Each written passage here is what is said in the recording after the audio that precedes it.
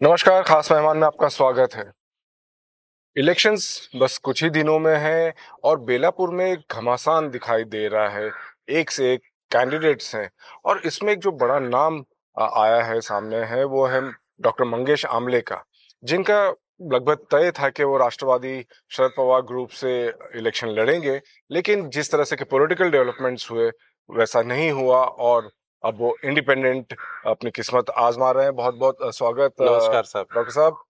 कुछ समय पहले हमने आपसे बात किया था और आपकी पूरी तैयारी चल रही थी इलेक्शन को लेकर। जब सब कोई छोड़ चुके थे पार्टी को, डॉक्टर मंगेश आमले डटे हुए थे। जी, जी। क्या गड़बड़ी हुई? निष्ठा से खड़ा रहा मैं पार्टी के साथ, प्रामाणिक रहा और मुझे मेरे पार्टी के वरिष्ठों ने बताया कि आपको यहाँ पर विधानसभा के लिए तैयारी करनी है। तो आप सबने देखा कि गए 5 महीनों से मैं जोरदार तैयारी कर रहा था। हज़ारों कार्यकर्ताओं को मैंने पार्टी से जोड़ दिया, लोगों का उत्साह बढ़ाया, प्रोग्राम्स अटेंड किए, घर-घर मैं पार्टी का चिन्ह, जो नया चिन्ह था, वो किसी को पता नहीं था। तो मैंने वो अपने कंधे पे उठाया और घर-घर में मैं पहुंच गया। गणेश मंडल रहे, उनके पंडाल में जाना, नवरात्रि पंडाल में जाना और गए 20 सालों से मैं नवी मुंबई के सोशल सर्कल में, सामाजिक जीवन में कार्यरत हूँ, ये आपने देखा है। इस कारण मेरा लोगों से जुड़ाव है और जुड़ाव जो है, वो इस तरह का है कि मैं सामाजिक ऐक्य में काम करता हूँ, आप जानते हैं। तो जात, धर्म, भाषा, प्रांत और लिंग भेद को बाजू में रख के व्यक्ति को व्यक्ति से जोड़ने का काम मैं 20 साल से कर रहा हूँ। मैं मूवमेंट से जुड़ा हुआ आदमी हूँ।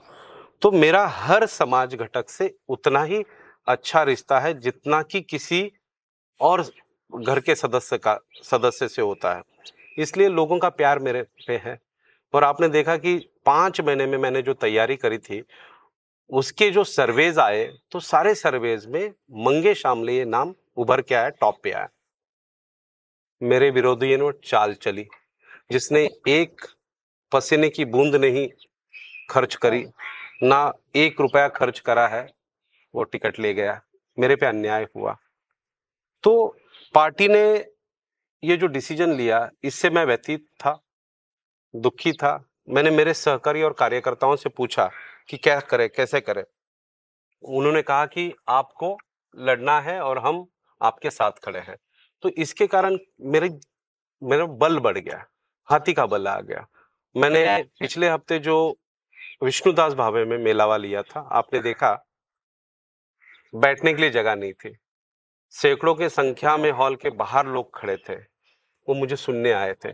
16 घंटे के तैयारी में अगर हजारों के संख्या में विष्णुदास में लोग आते हैं, तो आप समझ सकते हैं कि लोगों का प्यार मुझ पे कितना है। मैंने उनसे पूछा कि हमें करना क्या है? आप मुझे बताइए, हमें लड़ना है? उन्होंने कहा लड़िए। मैंने कहा आप साथ में खड़े रहेंगे? उन्होंने कहा साथ में खड़े रहेंगे। जीतेंगे, साथ में जीतेंगे। तो जो मुझे वहां से शक्ति मिली, उस शक्ति को साथ में लेके मैंने डिसाइड करा कि मुझे लड़ना है और लोगों के लिए लड़ना है।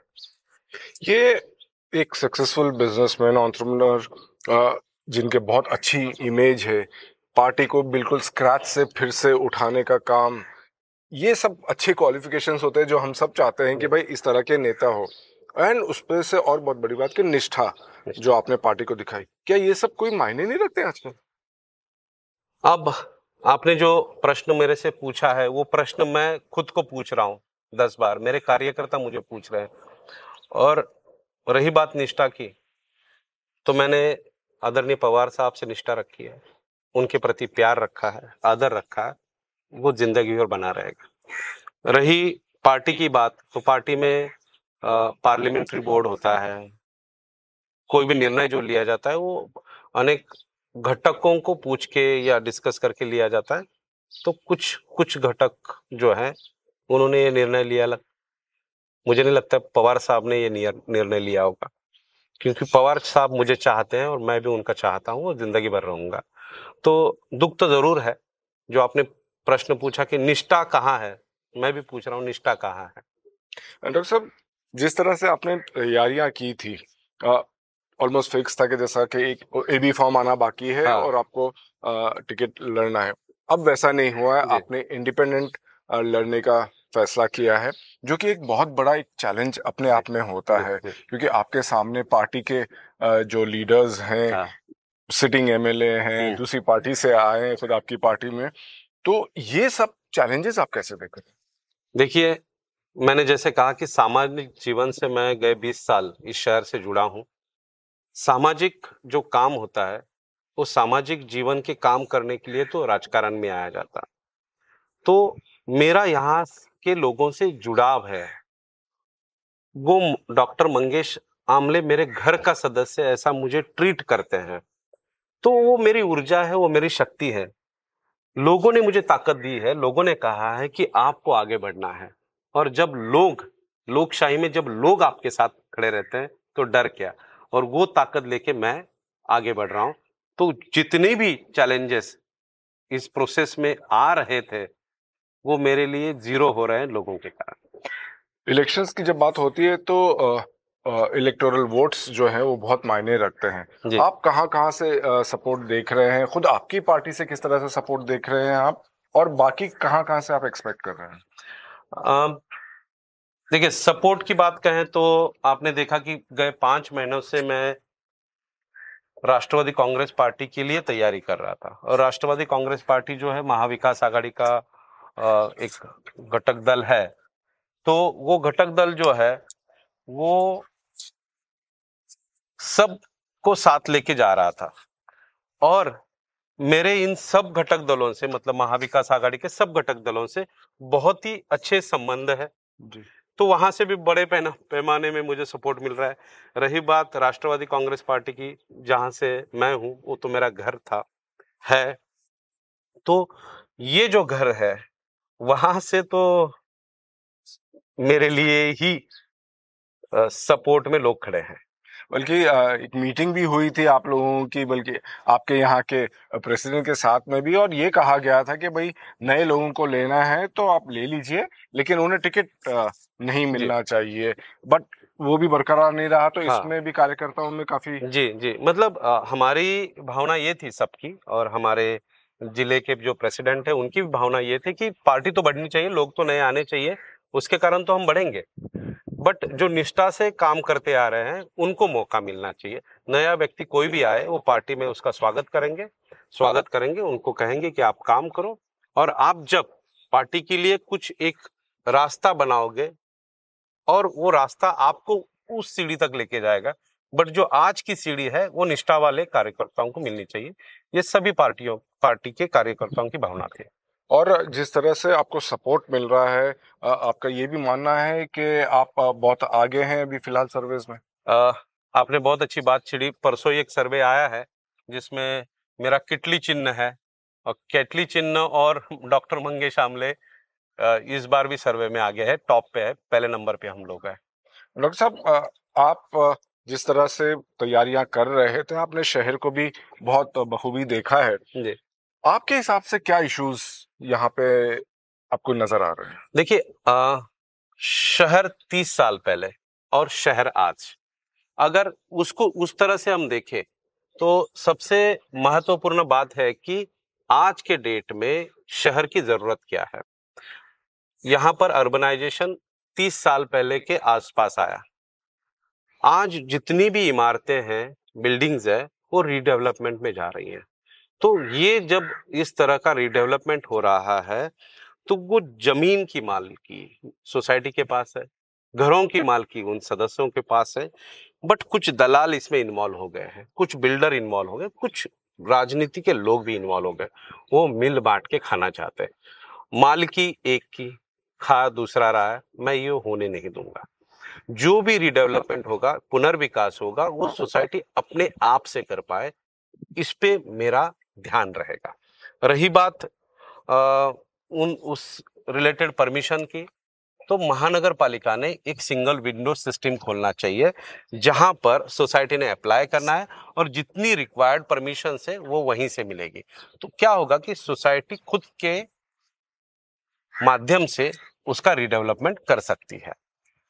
दूसरी बात, यहाँ 25% युवा है, मैं युवाओं का चेहरा हूं, और युवा मेरे से बहुत ज़्यादा कनेक्टेड है। मेरे कोई भी प्रोग्राम में अगर आप देखें तो आधे से ज़्यादा युवा रहते हैं, और काफ़ी सारे युवाओं के कार्यक्रम में मैं जाता आता रहता हूँ। तो रोजगार के प्रश्न हैं। यहाँ एमआईडीसी के जगहों पर अभी आईटी पार्क्स आ रहे हैं, लाखों नौकरियां नवी मुंबई में तैयार हो रही हैं। तो मैं चाहता हूं कि मेरे चुनावी क्षेत्र से जितने भी लड़के लड़कियां यहाँ से पास आउट होंगे, उनको वहां पर रोजगार मिले। वो यहाँ से ट्रैवल करके अंधेरी ना जाए, विरार ना जाए, दादर ना जाए, उनको यहीं पर रोजगार मिले। ये भी मेरा प्राधान्य रहेगा। दूसरी बात, एयरपोर्ट आ रहा है, रिसोर्सेस की जरूरत लगेगी, रिसोर्सेस में रोजगार है। दूसरी बात, अगर हम देखें तो इंफ्रास्ट्रक्चर है, दुकानें रहेंगी। वहां की जितने भी रिसोर्सेज की जरूरत है वो नवी मुंबई के ही लोगों ने फुलफिल करनी है। इस तरह की मांग भी मेरी रहेगी और प्रयत्न भी मेरा रहेगा। आज अगर हम देखें तो आज के डेट में पानी का प्रश्न है। एफएसआई तो बांटा गया है, बट एफएसआई अगर 5,000 लोग रहने वाले जगह पर अगर 15 से 20,000 लोग रहने आएंगे तो यहाँ इंफ्रास्ट्रक्चर कम पड़ेगा। रोड उतनी छोटी रखी है, बस स्टैंड, रिक्शा स्टैंड रहेंगे, गार्डन रहेंगे। तो 5,000 लोक बस्ती के जगह पर अगर 15 या 20,000 लोग आके रहेंगे तो क्या होगा? वाशी के वाशी में या बेलापुर के बेलापुर में हमें घूमने के लिए 2 घंटे लगे तो मतलब क्या है? जो हम जिस शहर को एक आदर्श शहर करके यहाँ पर इस्टेब्लिश किया गया था, जिस शहर की कॉपी देश के अनेक शहरों ने की है, हम उसको खराब कर रहे हैं। आपने देखा लोकल नगर पालिका जो लोकल बॉडी है, उसके इलेक्शंस नहीं हुए हैं, और उसके इलेक्शंस ना होने के कारण यहाँ की नगर पालिका मंत्रालय से चलाई जा रही है। आज महानगर पालिका में करप्शन इतना बड़ा मुद्दा हो गया क्योंकि उनको कंट्रोल करने के लिए कोई है ही नहीं है। तो करप्शन को भी मुझे इस शहर से हटाना है, हुकुमशाही को हटाना है, घरानेशाही को हटाना है, भ्रष्टाचार को यहाँ से हटाना है। ये 3 चीजें तो मैं हटा के रहूंगा। बहुत सही मुद्दों की आप बात कर रहे हैं डॉक्टर साहब। एक जो रिडेवलपमेंट आपने किया है वो बहुत इंटरेस्टिंग है, क्योंकि रिडेवलपमेंट बहुत बड़े पैमाने पे अब यहाँ पे होने वाला, खासतर से बेलापुर कॉन्स्टिट्यूएंसी में। जी। वो कहा जा रहा है, इसीलिए सभी की नजर इसी पे है। हाँ। कि भाई यहाँ पे बहुत अच्छा रिसोर्सेज अवेलेबल होंगे। देखिए, आपने बहुत अच्छा मुद्दा छेड़ा है। किसी की गंदी नजर इस शहर पे तो हम पड़ने नहीं देंगे। हम यहाँ के नागरिक हैं। नेतागिरी तो हम बाजू में रख के काम करने वाले हैं। और मैं मूवमेंट से जुड़ा हुआ आदमी हूँ, आप जानते हैं। मैं चलवल में काम किया हूँ, मैं सामाजिक चलवल में, सहकार चलवल में। और जब मूवमेंट का कार्यकर्ता इस तरह के उद्देश्य से इस शहर के हित के लिए उतरता है तो वो कोई भी गलत काम होने नहीं देगा। और मैं और मेरे कार्यकर्ता किसी को भी इस शहर को खाने नहीं देंगे। और ये इमेज जो आपकी जो हुई है, क्योंकि आप जिस तरह से लगातार काम कर रहे थे कि एक सक्सेसफुल एंटरप्रेन्योर भी हैं, एक अच्छी क्लीन इमेज है और बहुत डेफिनेटिव आइडियाज आपको लेके चल रहे हैं। आप जिस तरह से रैलीज निकाल रहे हैं, लोगों से मिल रहे हैं, किस तरह का रिएक्शन मिल रहा है? पहली रैली साहब 3 किलोमीटर की हुई थी। मैंने ही मेरे कार्यकर्ताओं को बोला कि अभी उसको रोक दो, क्योंकि 4 घंटे वाशी छत्रपति शिवाजी महाराज के दर्शन लेके हमने स्टार्ट करी और सानपाड़ा शहर तक पहुंचे। 3 किलोमीटर की बड़ी रैली किसी निर्दलीय कैंडिडेट ने लगानी, जोक नहीं है, लोगों का प्यार है। पहले जूहीनगर में गए, वहीं पर भी वही सीन था, सैकड़ों कार्यकर्ता। कल हम बेलापुर में थे, बेलापुर वासियों ने तो भर भर के जम जम के स्वागत करा। कल ही दोपहर में हम मार्केट में थे, पीएमसी मार्केट में। सभी व्यापारी भाई सामने आके खुल के मुझे माइक थमा के कह रहे थे कि आप हमारे प्रश्न पे बात करो। ये प्यार है लोगों का, और ये प्यार से उत्साह बढ़ रहा है, और यही प्यार आगे जीत को लेके आएगा। आखिर में लोगों से क्या कहना चाहेंगे अपने विजन के बारे में, और लोगों से क्या आपकी एक्सपेक्टेशन है? मुझे लोगों से विनती यही है कि देखिए, मैं 20 सालों से आपसे जुड़ा हूं। मैंने तैयारी करी थी, मैंने घर बांधा था, मैंने छत डाला था, और रहने कोई और आ गया। मैं व्यथित हुआ, दुखित हुआ, मेरे कार्यकर्ता व्यथित हुए, दुखित हुए। बट आपने मेरी हिम्मत बांधी है। आपने मुझे बताया कि आपको लड़ना है। आप मेरी प्रेरणा हो, आप मेरी शक्ति हो, और आप शक्ति और प्रेरणा के रूप में मेरे साथ खड़े हो। मेरी विनती यही रहेगी कि इस 20 तारीख को केटली चिन्ह के सामने वाला 9 नंबर का बटन दबा के मुझे, बल्कि आपको भारी संख्या में जिताइए। बहुत बहुत शुक्रिया डॉक्टर साहब। तो ये थे डॉक्टर मंगेश आमले, बहुत डेफिनेटिव आइडियाज और बहुत डिटरमिन तरीके से ये इलेक्शन लड़ रहे हैं। बहुत बहुत शुभकामनाएं आपको। फिर एक बहुत बहुत बार धन्यवाद सर। और खास मेहमान में अब इतना ही, अगली बार नए मेहमान के साथ। नमस्कार।